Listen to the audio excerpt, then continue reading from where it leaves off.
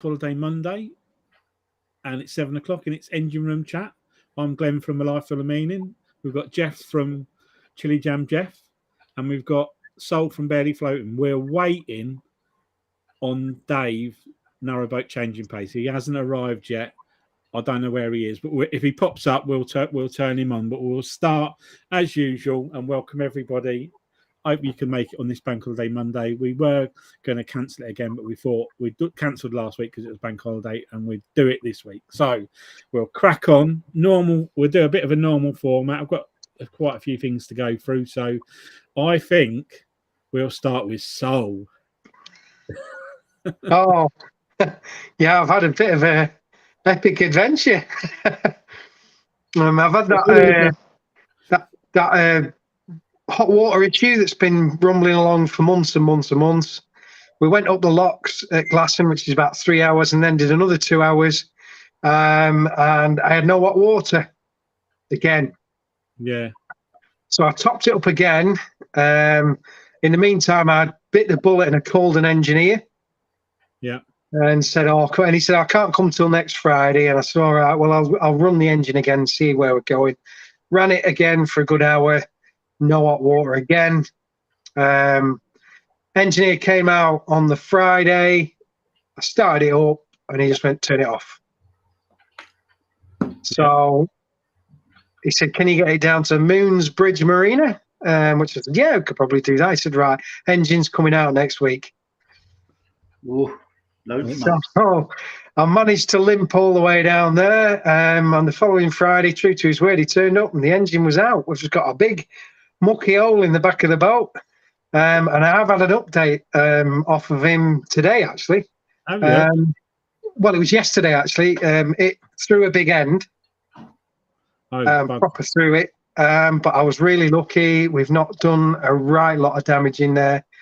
The bores on the pistons are okay. The linings are okay. They just need to clean out and new rings. He reckons we'll get away with that, and just a bit of cleaning up at crankshaft, and then a rebuild there on the bottom end. But I've cracked the bell housing, or the bell housing's cracked at some point, so I've got to find one of them. And also the other thing that cracked is the one of the brackets to the engine mount. Really? That's gone as well. So I've got to ring up tomorrow, Calcut Boats, see if I can get any bits off them. Right. Try. What's that? I'll get one. Get it well, welded. that's his option. He said I can weld. He said I'll try and get it welded up. He said, but if you can get one, get one. Hey up! We got the man in the van. I'm Oh, we got him. On. He's here. I can hear you. Right, mate. What's going on? It's like 5 past. Yeah, I've just had a bit of trouble driving. Did you? Yeah, only just got here. I got stuck in some traffic. Oh, did you? Well, we're just hearing about Saul's engine that's thrown a big end. Oops. Yeah, and it's out. It's out of the boat, and it's in with a mechanic. It's on a bench somewhere. Yeah. So. Oh dear. Have you tried ASAP marine parts? Sometimes they do stuff like that. They might. I have had a quick look, but I've not really got into it. But I need to have a proper good look. But I thought if I got a Calcut Boats, they'll have either a part number or they'll have some spares or something like that.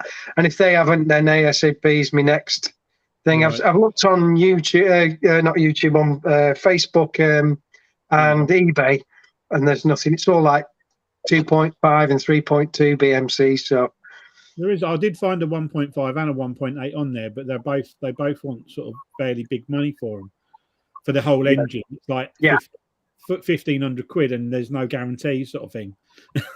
That's it. Yeah, they're getting a bit rare now, apparently. Yeah, I found 15 and 18, but yeah. If you are struggling for bits, Saul, there's a company called Primrose Engineering.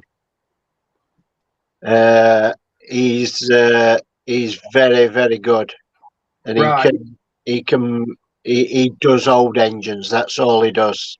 Yeah, old engines. So if you are struggling, try Primrose. I'll message his phone number after this. Brilliant. Cheers, mate. So anyway, the engine's out. When's he reckon it'll be done? Well, the prognosis, well, it's anywhere up to 11 weeks out of the bay, which gives me loads of time to clean it all, clean that bilge up and paint it. Yeah, that's a long time, isn't it? It's like 3 months. It's parts, they're literally parts are taking forever to turn up. That's ages, isn't it? So where are you, Saul? We're stuck just down near Moonsbridge Marina, so to Preston way. It's a lovely spot, nice place to be stuck, really. Is it? Are you near the marina then? Are you on the marinas? We're just before the marina, so our boat's too big to be on that marina. They do have a space, but if I take that space, that's where all the boats pull up to get their coal and gas and things. So he said, "Sorry, mate, you'll have to stop there." So I spoke to CRT, our guy Mike, who is the representative around here. And he said, "Yeah, you're fine where you are. Just keep me up posted, and you know where we're at." So it could be 6 weeks, 5 weeks, 8 weeks. We don't know. We'll just play it by ear. So are you generating your power then? Are you charging batteries and that? Solar panels only at the minute, but I mean, we're really lucky. We can come back to this house and charge up our power bank and things like that. So, and we're pretty frugal with what we use anyway. You know, we don't tend to, and it's summer now, so the lights don't go on as much. So, I think the only thing that really is a big draw is the pumps. So, if we don't have lights on, oh, thank you. If we don't have lights on, then it doesn't use. You know, we don't really use that much power. Right. Because your gas is your fridge is gas in it as well. It is. Yeah. Which is sort of because we were thinking about getting a new fridge, you know, them all electric fridges, 12-volt fridges, and I'm kind of now thinking, don't know. not yet. Leave it 3 months. Yeah, I'm sort of thinking, should I bother? Because we've got the fire, we've got a gas fridge, you know, we've got 3 different lots of power. So if one thing fails, you know, we've got backups. We can always. I've got a generator if I need power. You know, if I can charge the batteries up off the generator. Yeah. So makes me wonder. Really. That's been your exciting, and obviously you had a little bit of a fettle with your fridge the other day and got that working again. Yeah, I took that to bits and serviced all the thing. I have been told that I should get one of those pipe cleaners and every couple of months rod down the exhaust. I thought they had to have an outside vent on those. I know you've got all the bits and all that. I mean, I thought that it was meant to have a, like in the motorhome, you have an out vent for it, don't you? When they're in a thing. So when I saw how burnt it was behind there, not because obviously it had been facing the wood, which would have made it worse. And I know you got a CO2 thing meter in there, which would have gone off if you'd have had anything in the boat. But it just I just presumed that was the way it had to be. I don't know, because I mean, there's a big vent in front of above the fridge. There's a big vent there, and all the fumes go out of that, and they go quite close to the CO2 meter. So, but I think, well, you can't drill holes through side of the boat because it's underwater. Is that where it is? It's underwater. Yeah, it's just about the water level. So, you know, we kind of, and then putting a vent on the gunnels and what have you. You just kind of think, well, they've allowed it for. Since well, it was built in 1988, so it's always been that way. So no, obviously, it's obviously been there for a long time. So I know what you mean, because my camper van has a vent on the side. So I think they allowed them years and years ago, but I don't think you can fit them to new boats now. No. Because when I built ours, they said, you know, you can't put a gas fridge in it unless it's properly vented, like. So I didn't even try. Well, I think they've gone a little bit with the ventilation side of things like that. I think, you know, it's like you can't have. I mean, in the old days, I remember delivering gas bottles to many older people with the gas fires inside. Yeah. Always, hundreds and hundreds of them. That's Yeah. all we ever did, just swapping them out. And you know, you wouldn't even dream of. We actually saw a boat the other day. Well, when we were looking for a boat, we found a boat that had one of those in it. They'd taken the stove out and put one of those in, however many years ago, because it was easier to control than to start up and everything. And it was in the same gap, and it was exactly a califier, but what hardwired into the gas bottles. Wow. But people used to have them in their living rooms, didn't they? You know what I mean? It's just what they Yeah, are. we had paraffin heaters when we were kids. Remember, we had a paraffin heater in the house. Did you? What, the round ones? Yeah. Paraffin man, Did he? around. Oh, I'm a bit too young. in the Well, van. actually, oh yeah, be all from up north, so I want you. They probably. Oh, steady now. Grim up there. I was going to say I just vaguely remember seeing a round heater that used to have paraffin in it when I was a kid. Yeah, we used to have them. Yeah. So, Our local petrol station, you used to be able to go and fill cans I with remember that. Yeah. paraffin. Yeah. Yeah, I remember our garage used to have a paraffin pump. But I'm just going to go through these because there's a couple of people that have said hello, and I can obviously see the comments just while we're chatting. So Anfield Road Layout in the Loft said hi, everyone. So hi to them. All right, Yeah. Dale said, good evening, everyone. And has not mentioned retirement at all in any of that. Yeah. Also, someone called Gideon Martin said, That's my brother. Is it? He said, all right. You know what he said? Yeah. I can see it. Can you? He said, I think his engine was originally made by Bodgett and Scarpa. Yeah, probably. So let's just get rid of that. Looking Through Life said evening, and oh god, I'm like rubbish at this. And Sue said, I'm not quite sure. I didn't mean to put it up there, but I think she was saying hello anyway. So hello, Sue. Anyway, we'll move on. So is there anything else, Sol, apart from just bilge paint? What are you recommending bilge paint wise? I'm going to fur tan it. I've got this degreaser. I'm going to fur tan it, and then I need a bilge paint. Do you know what I used in ours? What? I used Amorite Smooth straight onto, well, not straight onto the rust. I treated the rust first, but I used that in it. Looks good. It's been in there a year, and it's on the one side. It's still no rust has come through. You know what I painted as when I first hit boat? White gloss. Oh, lovely. Dulux white gloss. It was good, yeah? Yeah.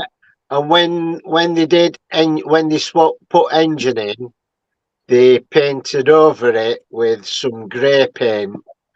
And since then, the grey paint's peeled off and the white gloss is still underneath it. Is it? Yeah. No rust left through or nothing. No rust, nothing. And there's always water in our engine bay because the bilge pump or the self-draining deck don't work properly. I'm still trying to sort that out after 12 years. But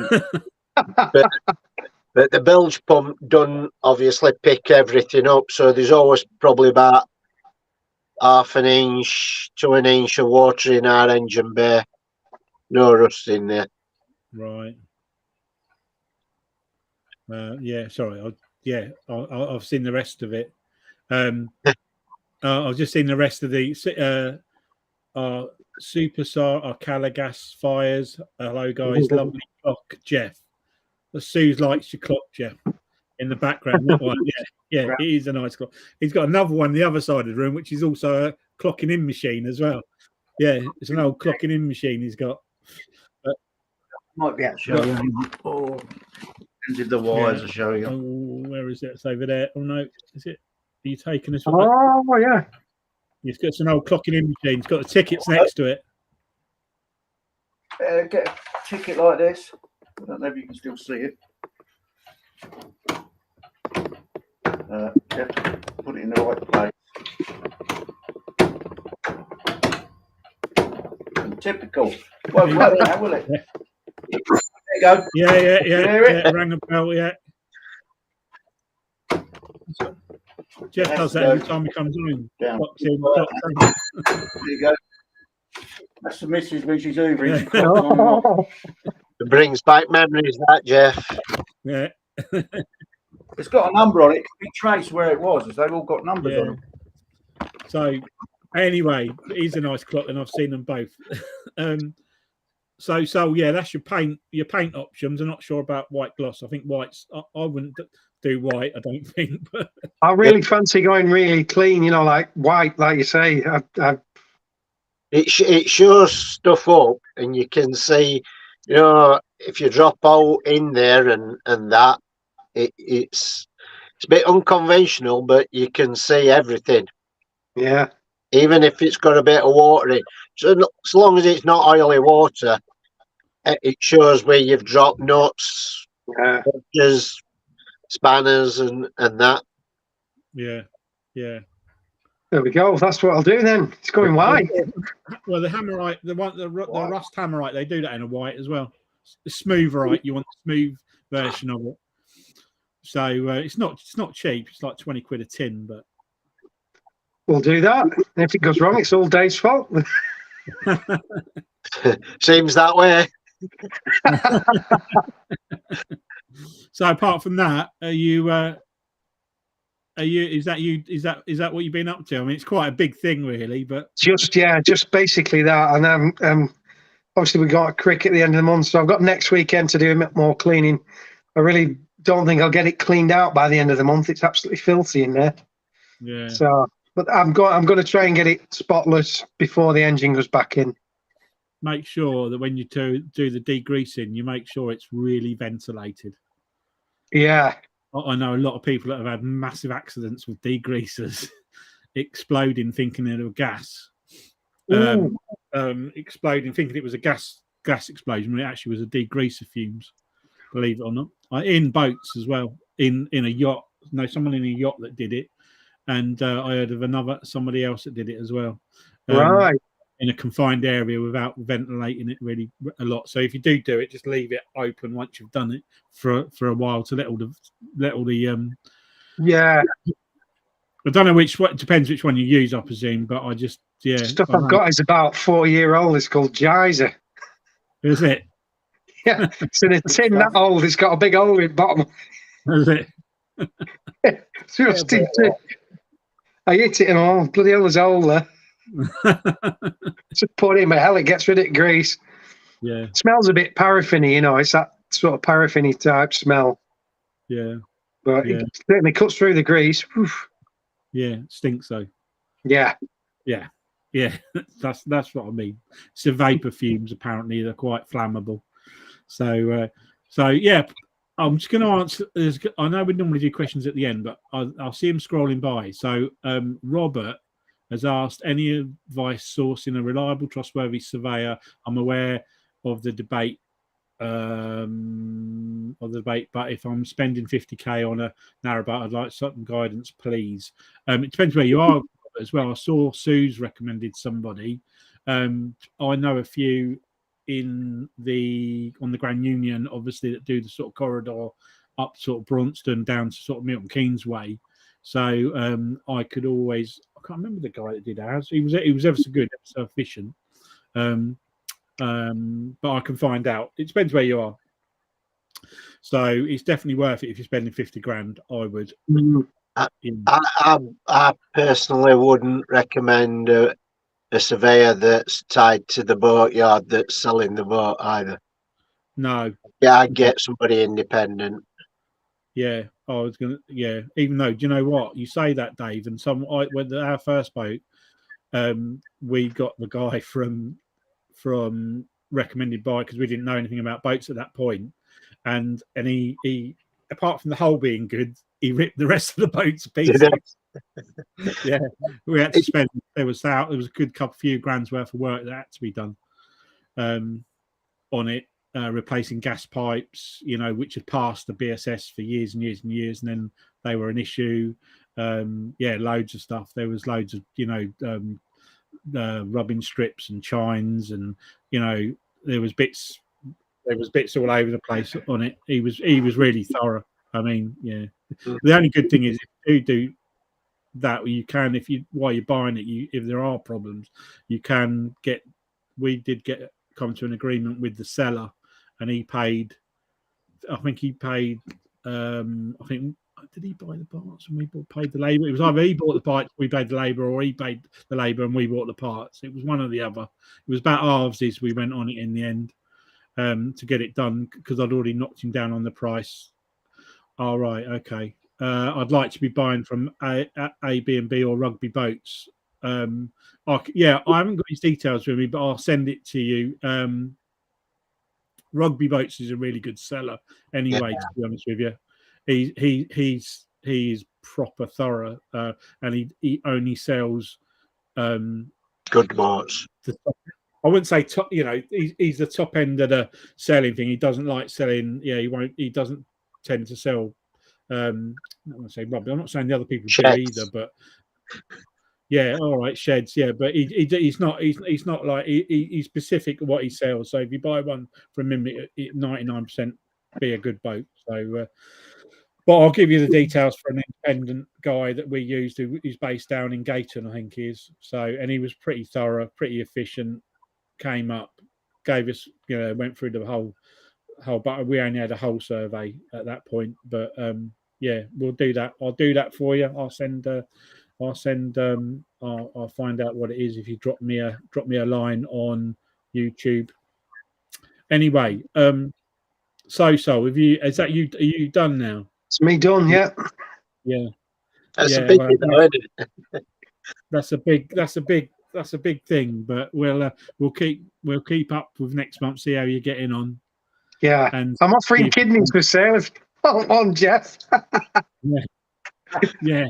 It's a bit pickled. Give you an idea of cost yet? Has he given you any idea of cost? Yeah, over $2,000. Yeah. Really, Jesus. What is that taken out, putting it in as well? Taking out, putting in, full rebuild, bits and bobs. That's top end. If everything's broken and knackered, so hopefully it'll be less than that. Right, that's not too bad. Like quick, $2,000. Well, quick. Yeah. When he said, I was like, "Oh, mate, no." The thing is, you don't get much. The taking out and putting in's a bloody job and a half, isn't it? Yeah, I was looking at Calcut boats, and they rebuild them for about $3 and a bit grand. Do they? Yeah. Yeah. That's back going rate, Matt. Yeah. Bring $3 and $4 grand for a reconditioned BMT, yeah. Is it? Yeah. Unbelievable. I saw other day on one of forums that there were a second-hand Barra Shire engine, a 38 horsepower one, and they wanted $4.5 grand for that. Really? That weren't reconditioned. That were just used. Second hand. Wow. What can I say? Anyway, we'll keep in check with Saul's engine rebuild and how it goes. And does that mean you got to run it in as well, mate, when you get it back? Yeah, 50 to 100 hours running in, he said. Did it? Oh. Yeah. So mind you, we can do that fairly quickly. It only takes. Well, we can cruise for 8 hours a day. We don't mind. So yeah, I think so. Yeah. Is the Lancaster that long? 42 miles. That's all right, and you can do that. Yeah, and 2.5 miles down the Glastonarm and back again. So yeah. You need to give it a good try before you come across that Ribble link, mate. Yeah, we're hoping we can get it done and get over this year. That's our plan. Yeah, get onto the main network. But if we don't, we don't. It's I needed to do it. So I wish I'd done it in the winter, but I didn't have 2.5. Just flashing about, Did you not, bugger? No, I don't now, but anyway. Well, I can. By the time I've got it back, I'll have the money and can pay him up. Like it's one of those things. I've had to bite the bullet and do it. Yeah. Anyway, well, we'll move on from that story and move on to Dave. What you been up to, Dave? Apart from driving around the country. Not a lot really. We finally got off at Riverhaven last week. That's been fun. Not. I'd had enough at Riverhaven. Beautiful as it is, just really unpredictable in wrong time of year. So sod's law, we picked wrong time of year, didn't we? But I mean, coming through Stratford, absolutely amazing. But you've had a bit of hire boats, rowboats, trip boats, you name it. It was like unbelievable. I've never seen out like it. Yeah, Never seen out like it in my life. It was madness. Yeah, and canoes, they're just everywhere. Yeah. But yeah, I haven't done a lot on boat. I've just done a few bits and pieces, really. We're back on canals. So we're just looking for somewhere to leap boat now for when we go to creek and stuff like that. But yeah, I've done a couple of little jobs. The batteries, the new batteries I put on, absolutely abysmal. They're just not holding charge. We did a bit of boating this weekend. Yesterday, I think it were. We finished boating about 6:30. 100% charge on it. Watched a bit of telly, loaded a bit on laptop. By 11 o'clock, we were down to 55% charge. That's really low. Absolutely decimated them. So it's really weird. I don't understand. I just don't understand it at all. They just don't. They hold in charge less than the old batteries that I had that I've weighed in. Really, they just get it. They're not. They're just getting worse and worse. If anything, woke up this morning and it was 42%.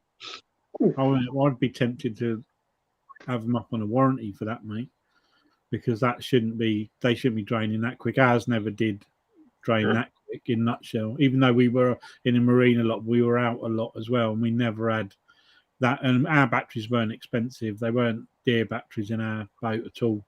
But I did change all 5, and the only thing we didn't have is we only had a 1.8 watt Sterling inverter. We didn't have a big inverter on there at all. But it doesn't really matter, Glenn, to tell you the truth, because if you leave inverter off and the batteries just run the fridge and the lights and the pumps, and we run laptop off at Jackery, it just still down to 60%, 55%. It's mad, isn't it? It's not as if the usage that we're doing with inverter is draining them. They're just not holding charge at all. No, I'd take that with where you bought them from, mate. Really. Yeah, I've been trying to get hold of one of them, them amp meter things, them clamp things that you put over cables. Cables, yeah.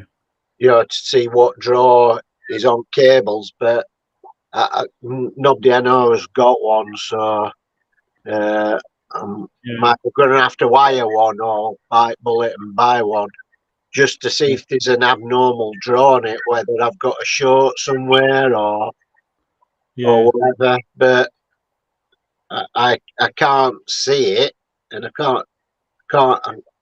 can't see anything wrong with the wiring.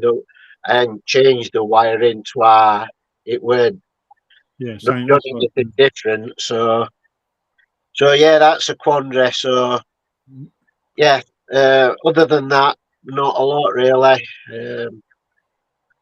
Finally put anchor away today. Just we're back on canals. Couple of little jobs in boat, but nothing major. Yeah. I've someone called DMer not started watching. Oh no, not long started watching Barely Floating, but blitzed the videos because they're so much fun. No, beginning to my salary. That's a new one for you. And Lee Evans said hi, and he also said that definitely sounds like a battery fault. And Starcraft's on the canal, which is Alan. He said evening, bad battery discharging. So Lee Evans. What? You said Lee Evans. Lee Davis. Did I say Evans? Yeah, you did. Sorry, Lee. Lee. Yeah, no, Lee. Anyway, Lee said hello. He said it sounds like a battery fault, and Alan said it sounds like a bad battery. But you've tested them all individually, haven't you? Yeah, I tested them all before I fitted them. I tested them all. They were all showing the same charge. What I suppose I should do is go in there, disconnect them all, and retest them, see if there's one that's dragging them down, which is I've had that before years and years ago when one of the batteries were dragging rest at bank down, but you don't expect that with 5 brand new batteries, do you? No, unless just one's a bit moody. So yeah, I'll do that. That's on my list of things to do. On your list, your long list. No, your list's not too long, is it? It's not too long, is it, Dave? Yeah, it is. Yeah. Is it a long list? It's a long list. Yeah, it's in double figures. Is it? Yeah. Well, thank you for that. Thank you for sharing, Dave. It's all right, not a problem. We'll go to Chilli Jam Jeff in the corner. What you been up to? What have we been up to apart from the kitchen floor at home? It's been a nightmare. We won't go there. Nightmare. What have I done on the boat? We bought 2. They're not IKEA, but they're similar make shoe cabinets. Yeah. Fitted them under the gunnel, so we've got more cupboard space without using much space. If you they're know not the what ones like the drawer ones that come out. Shoe ones. Yeah, they were 30 quid each. They were right, but the only thing I had to make we bought some feet that you adjust. So I put them on top of the box section, if you know, where the pipes run. And I just didn't want all the weight just holding on the screws. So I bought these legs, but they weren't long enough. Someone measured them wrong. I've had to put a batten along the bottom of them, but they look lovely. So they give us a bit more space.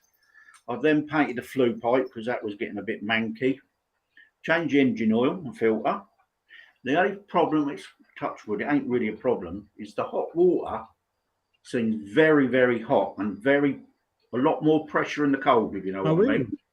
You turn the hot tap on and that comes out like a bullet. Really? So I don't know. Would that be down to the pressure? Have you got on your hot water side? Have you got a pressurized? It's a hot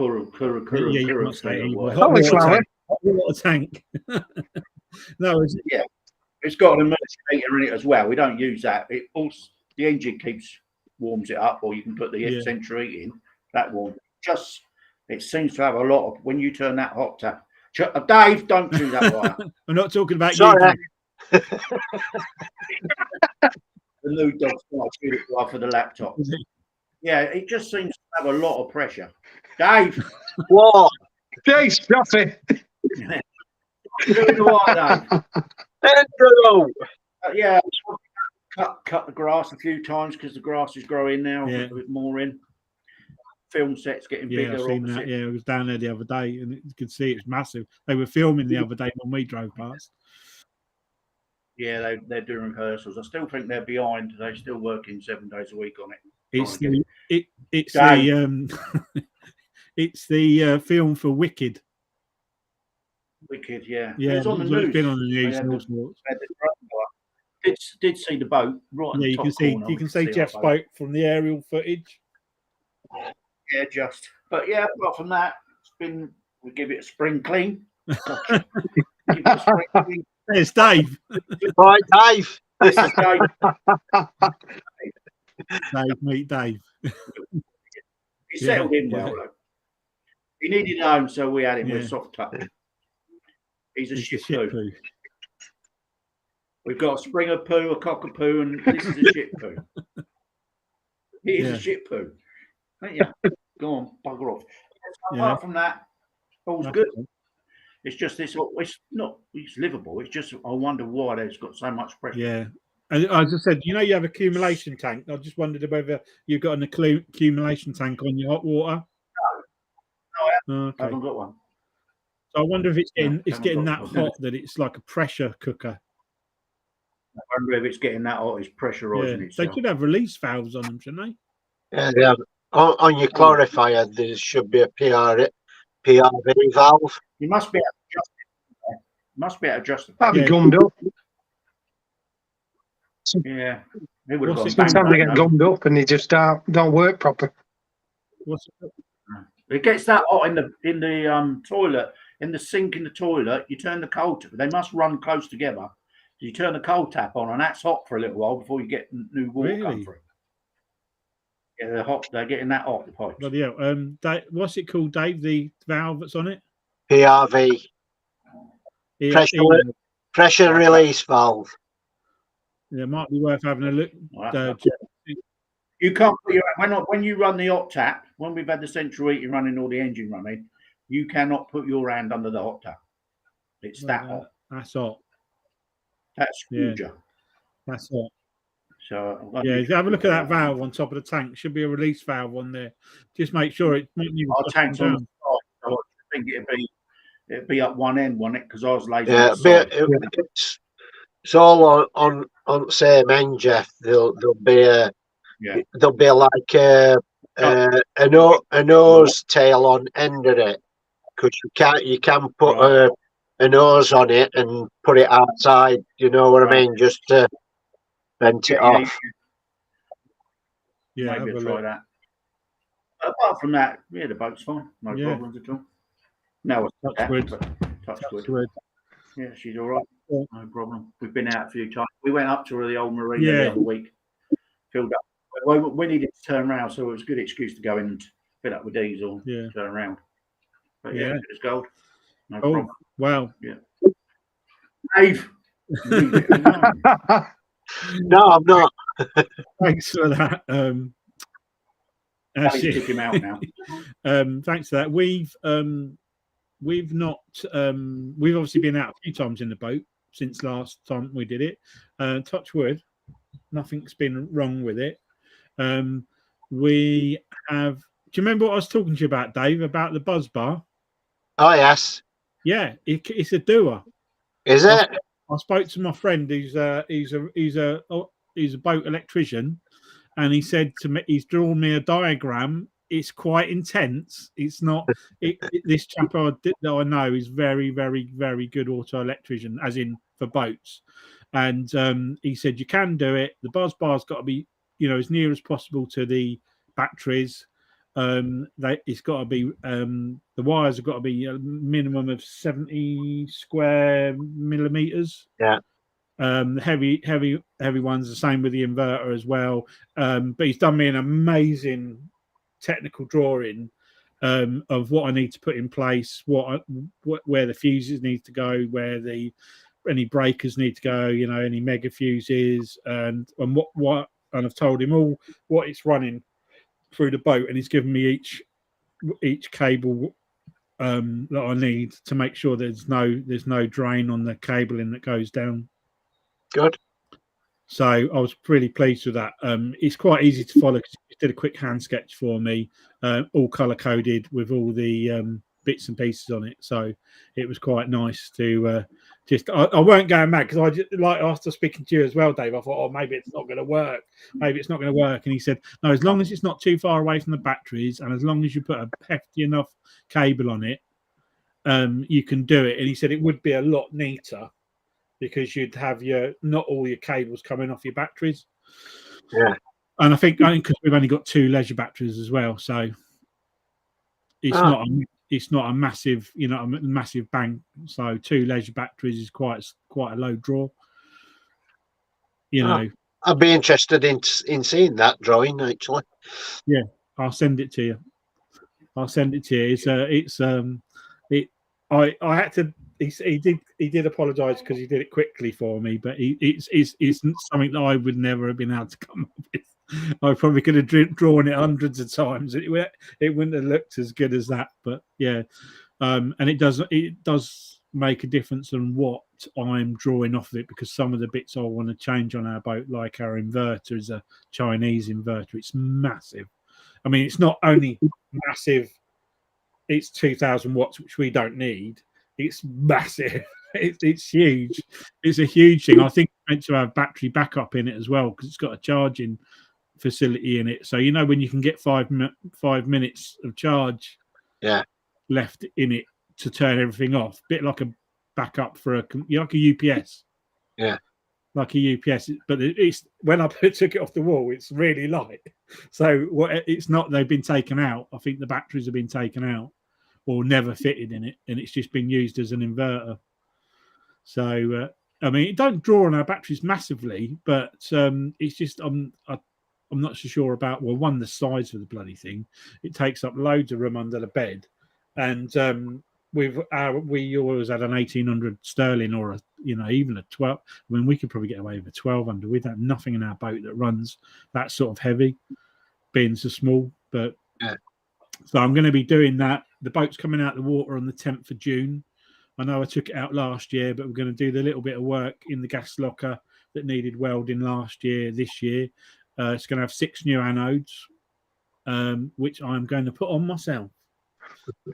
Once I've bought Jeff's arc welder. Yeah, I'm getting your mates in the shed. I'm gonna. They sell them at our boat club, which is brilliant. And because we can get it out so regular, we're going to put 1.5 kilo ones on it. 6 of them, 3 one side, 3 the other, and they're 20 quid a pop. So it's pretty good price. They buy lots of them at a time. They buy like 40 or 50 of them at a time and get a really good deal. And pot of bitumen, because I'm obviously going to spray it off and give it a quick coat, even though I did it last year. I'm going to give it another clean off because it's gone a bit rusty across the back. So I'm just going to make sure that I did that right last year and do that again. And that's 20 quid for a pot and 50 quid to pull the boat out. So the whole job's going to not cost me a lot to do. And there's quite a lot of people in our boat club that bring their boat out every year. Literally just give it a wash off because it's 50 quid for a week. Pull it out a week and put it back in. So it's like, you might as well protect it as much as you can and clean it off. And I knew the anodes needed doing because on the survey it came up as they were exhausted, and he advised that we had mid anodes on it as well, and it only had 2 at the back, 2 at the front. I didn't think it would need on a 30-foot boat, but a lot of the others have got them on midway down as well. But yeah. I'll put them on. And then see how it goes, and do a bit of welding on the locker. And the only other little job that I want to have a look at while it's out the water, which I will take some footage of, is the bearings gone on the bottom of the rudder in the cup. In the cup, it just quite common apparently. The cup's not brilliant either. The cup's got a bit of corrosion on it as well. Whether I can get if that's been on there since 1991, 1992, I've got Bob out trying to split the rudder is going to be fun, but I might have a go because I noticed the top bearing's a bit dodgy as well. got a bit of play in it. Yeah. Not a lot, but a little bit of play. Depends what they are, though, doesn't it? What kind of bearings they are. What, in the top? Yeah. It's a Liverpool boat, so I'm imagining it's going to be a fairly standard. And it looks a little bit like the makeup of it looks very similar to our old boat, which was a chamfered, like a wheel bearing. So I'll get it out. If I can get it and split it, I'll have a look. And there is an option of doing one of the other owners there. He chopped off the end of his bottom support and welded a new piece on with a big bearing on it. His rudder's like it's like the Rolls Royce of rudder control. It's so smooth, and it sits in this massive bearing. He takes it out every year and he just re-greases it all, and everything gets no vibration through his rudder at all. And he's got this. I'm not joking. It's a big wheel bearing that goes right in the middle of it, and there's no play in it at all. And he did it about 4 years ago. He's in his 80s, so if he can do it, he's got to be nearly 80 if he's not 80 already. So I'm thinking I must be able to do that. So anyway, so that's what we've been doing, and obviously converting the van ready to sleep in for Crick. That's the other thing I've been doing. So the bed's in. Just got to. I'm not going to get a chance to finish the rest of it before Crick now. I've possibly got my first boat moving job as well. I think I put that on the blog. I'll put that on the vlog. This hasn't been confirmed yet, but that's might be happening next weekend. So that's going to take a week as well. So that's a 5-day one. Yeah, it's a 5-day cruise. I've just got to have confirmation of it. It might be 4, it might be 5. It depends where it's going to, but it's a boat that's going to be sold. So it'd be quite nice to do first one. See how we get on. You'll be all right. Yeah, I'll be all right. Be all right. Going to take Mrs. Warner with me for my Lockie. Speed things up a little bit. Yeah. So, but yeah, apart from that, that's all we've been up to really. We're out for we're hopefully going to get out next the end of June to meet up with Dave and Louise somewhere around the top of the South Oxfordshire Canal.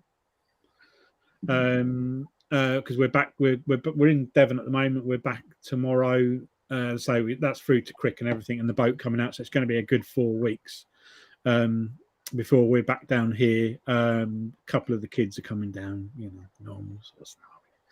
But yeah, a couple of the kids are coming down for breaks down here over the next few months. So we'll see. We'll see how we get on. We need to get the boat out. The boat's coming. I'm going to move the boat probably not tomorrow, probably Wednesday night. I'll move the boat out of the boat club and take it up. Start taking it up northbound, but it's got to come back for Crick, so we're not going to go too far. Yeah. And especially if I've got to move this boat for 5 days as well. But anyway, that's another spanner in the works. But anyway, that's about it really. I mean, anyone else got anything else to say? No, I don't think so.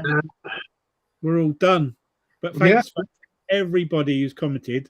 And Lee said, yeah, why not DIY better off? I presume that's the boat black in the air. I definitely think it's all right if you got 30 foot, but 70 foot was a long one. But yeah, and Locking Through Life said looking forward to catching up with us at Crick. So, and you'll see us in the craft tent. We'll have our own. You'll see me in the beer tent. Yeah, so you're in the beer. Yeah. I was just reading another comment. Sorry, Glenn, did you see Cruise? Oh yeah, Cruising the Cup did a video on a guy. Believe it or not, there's a boat mover called CW Boat Movers, and we've had a little chat online anyway. And his name is Warner as well. Is it? His name is Warner, yeah.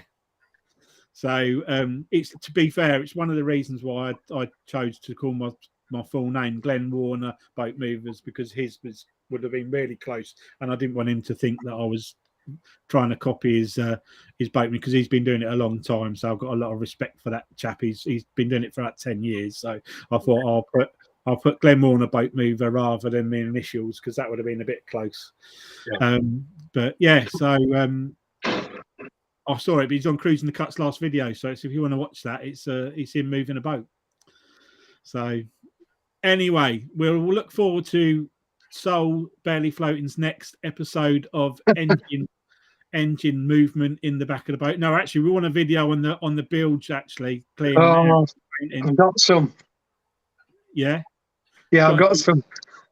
Got some already. Yeah, plenty of oil and water and muck. Yeah, right. We'll look forward to watching that one. Dave, we look forward to seeing your next episode of Now on the Canal. Of Narrowboat Changing Pace. I must say the name, otherwise I will be in trouble. So, and Chilli Jam Jeff, are you still doing a few videos? Yeah, I've done one when I changed the oil. They had the kitchen floor saga in it as well. I have seen a couple of them. I haven't seen the latest one, but yeah, I saw the kitchen floor. That was a nightmare enough. Nightmare. What a nightmare. Yeah. That money and then have to do it yourself. Yeah, I know. Oh well, mate. Won't go there. Proper job. Yeah. Anyway, I will see you all later, and thanks everyone for watching, and we'll see you next month, hopefully. Thanks a lot, everybody. See you later. Cheers. See ya.